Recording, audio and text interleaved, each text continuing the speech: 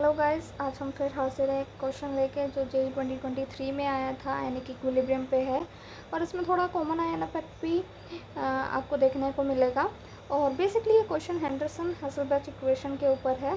ठीक है, तो पहले फिर हम क्वेश्चन सॉल्व करेंगे इस इक्वेशन का यूज़ करके, और फिर मैं आपको ये भी बताऊँगी कि ये इक्वेशन आई कहाँ से और कैसे हम इस इक्वेशन को डिराइव कर सकते हैं। इनकेस आपको प्लस माइनस याद नहीं है तो आप डिराइव भी कर सकते हैं अगर आपके पास टाइम है तो।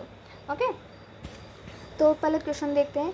ए 25 ml buffer solution is prepared by mixing acetic acid which is CH3COOH of concentration of 0.1 molar का कंसनट्रेशन है।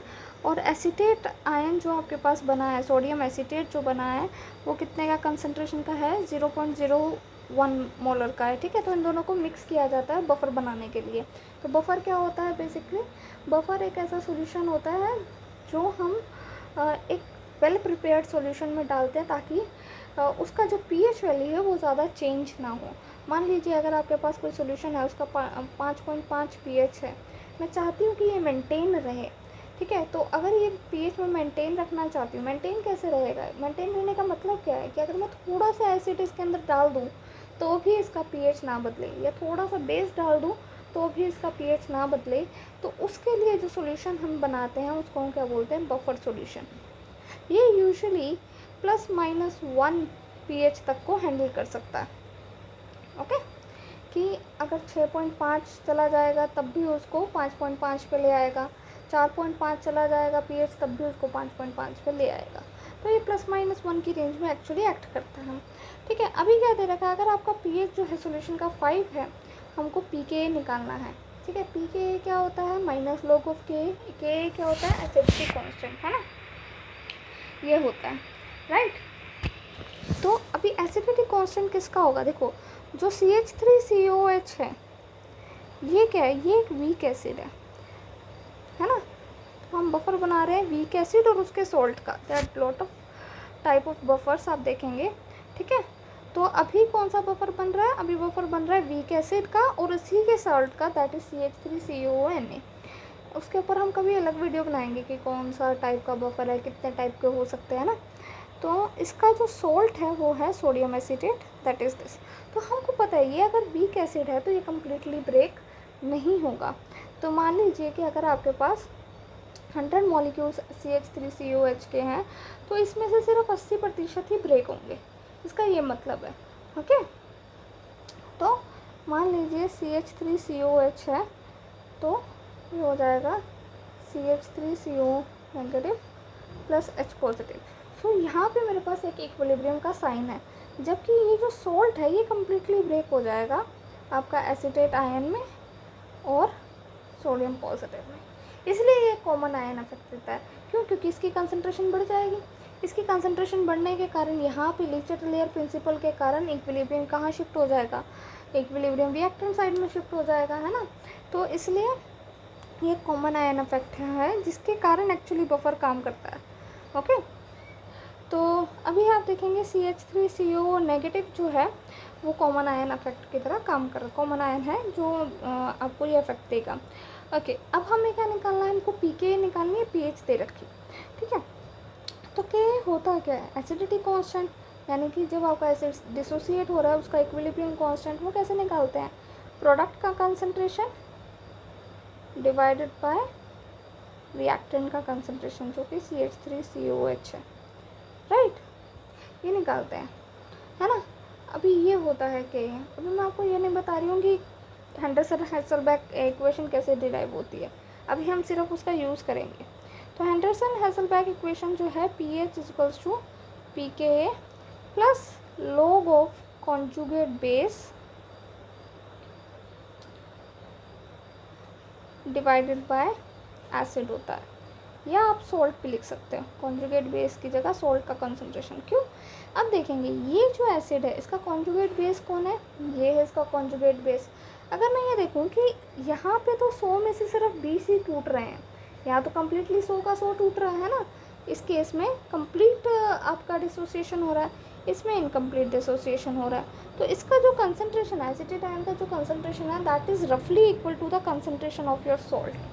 ओके, तो इसलिए हम यहाँ पे सोल्ट का कंसनट्रेशन भी ले लेते हैं।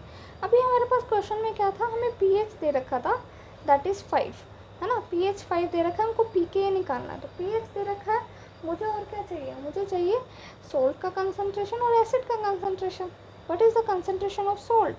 It is 0.01 molar, right, that is the concentration of my salt.